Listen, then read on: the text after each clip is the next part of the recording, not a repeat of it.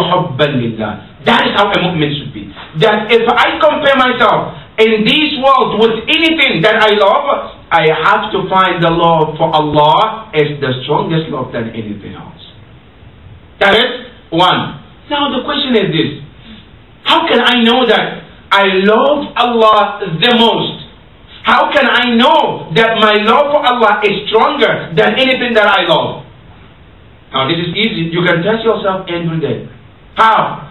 For example, if you find yourself in a situation, the situation is, as your heart is telling you something, and Allah and the Quran is telling you something else.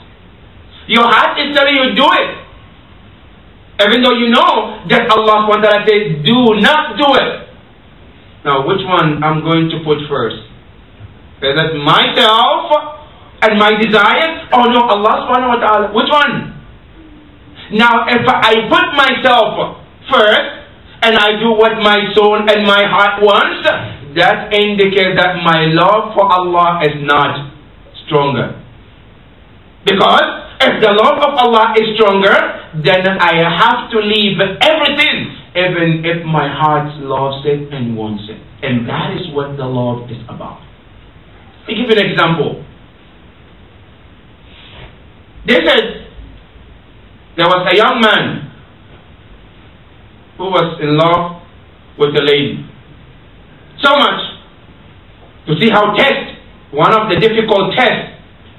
What happened? He has been trying so many years, so many times. It didn't work. Finally, one night, Shaitan worked his way out. That the lady came to him. The thing that he has been working for, wanting to get married, didn't work. Now the lady is under his care now. At night, they were together. Now there is nobody here except him and her and Allah subhanahu wa ta'ala. And that is where the challenge is, huh? So sometimes we might avoid doing something because other people are watching. I'm not stealing because there is a camera watching. I'm not doing something bad because other people are watching. But the question is, when I am alone between me and Allah, do I see Allah watching or I don't? That's the question. If I see Allah watching even in my private time, then that indicates that I am a true believer. This young man was with this lady. Just them and Allah subhanahu wa ta'ala. Look how taqwa and the love of Allah, how it works. Immediately this young man started to think about Allah subhanahu wa ta'ala. He said to himself, I know nobody here to see me except this sister. But I know that Allah subhanahu wa ta'ala is watching. Now what should I do? Here, if I follow my desire and do what I want, which is haram, there is hellfire is waiting for me. If I say no to shaitan, then I have Allah subhanahu wa ta'ala's reward waiting for me. In order to stop himself, what did he do? He turned up a candle, light a candle. And then he put his finger on the light, on that candle. And then he started burning his own finger.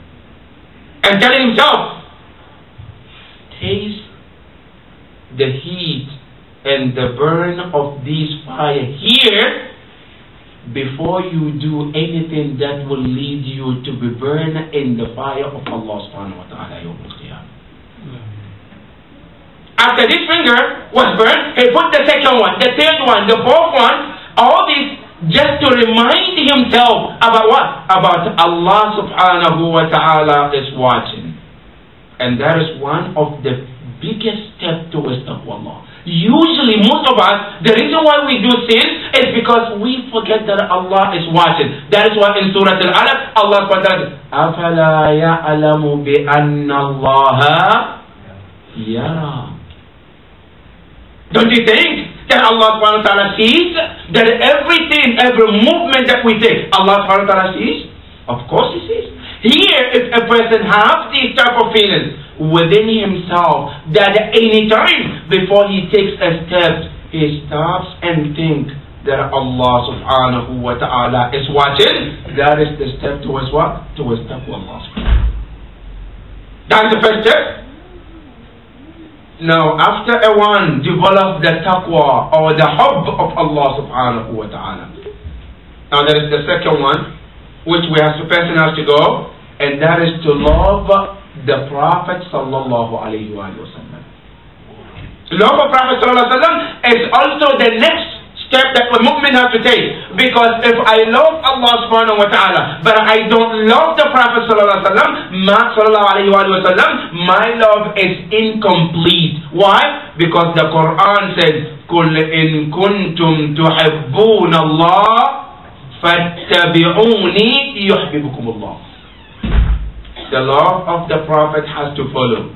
That after I love Allah subhanahu wa ta'ala, the next one is the Prophet sallallahu alaihi wasallam. And also the same thing, that my love for the Prophet sallallahu alaihi wasallam has to be the most strongest love more than anything else. That I have to love for a Prophet more than I love anything else. Nothing. If something comes up, that there is a sacrifice for the Prophet and myself, which one I'm going to put forward? It has to be the Prophet sallallahu alaihi wasallam. That is why the Prophet himself said, لا يؤمن أحدكم حتى أكون أحب الناس إليه من نفسه. That none of you will be a true believer until what? Until the Prophet becomes the most beloved person to you more than anything else. Like one of the companions of the Prophet sallallahu alaihi wasallam, who used to love the Prophet so much, a young man who was at the time of the Prophet, he loves the Prophet so much that anytime the Prophet comes out, he loves to be with the Prophet. He loves to look at the face of the Prophet. The only time he becomes sad when the Prophet says, I'm leaving, I'm going home. That is the tragedy for this young man. He started crying. Every day the Prophet, when he comes out, he becomes so happy when he sees the Prophet. As soon as the Prophet says, I'm leaving, he starts crying. One day the Prophet asked him, why are you crying? He said, Ya Rasulullah, I have been honored to see you in this world. I'm honored to be in your presence, Ya Rasulullah. But what will I be on the day of judgment when you are in the higher position in heaven, Ya Rasulullah? What will I do, Ya Rasulullah? That is my concern. I know here, I can see you, I can sit with you, I can speak to you. But Yawmul Qiyamah, when you are in that highest level, Ya Rasulullah, how can I see you? And he started crying. Immediately Allah subhanahu wa ta'ala sent down an ayah that those who love the Prophet and Allah, the ayah says in Surah An-Nisa, فَأُولَٰئِكَ مَعَ النَّبِيِّينَ وَالصِّدِّيقِينَ وَالشُّهَدَاءِ وَحَسُنَ أُولَٰئِكَ رَفِيقًا. Allah subhanahu wa ta'ala gave him assurance here that those who believe and did the good deeds, Allah subhanahu wa ta'ala says, فَأُولَٰئِكَ مَعَ النَّبِيِّينَ. They will be with the Prophet and the messengers and shuhada, and then وَحَسُنَ أُولَٰئِكَ رَفِيقًا. Why? Because he had a strong love for the Prophet sallallahu alaihi wasallam. That is number two. Now, after we finish with this number two, loving the Prophet sallallahu alaihi wasallam, is that enough? Because here, some of us, some Muslims, we say all we need to do is to love Allah and the Prophet, and that's it. Ahlul Bayt, where are they? No, they are aside. Now listen careful from this ayah. Allah subhanahu wa ta'ala in the Quran, He said, لا أسألكم عليه أجرا إلا المودة في القربى.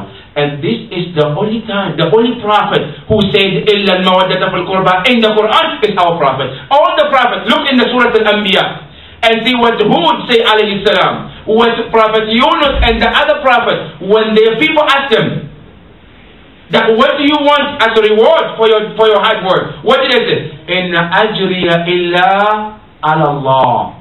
That my reward is on Allah subhanahu wa ta'ala. I don't ask any reward except the Prophet.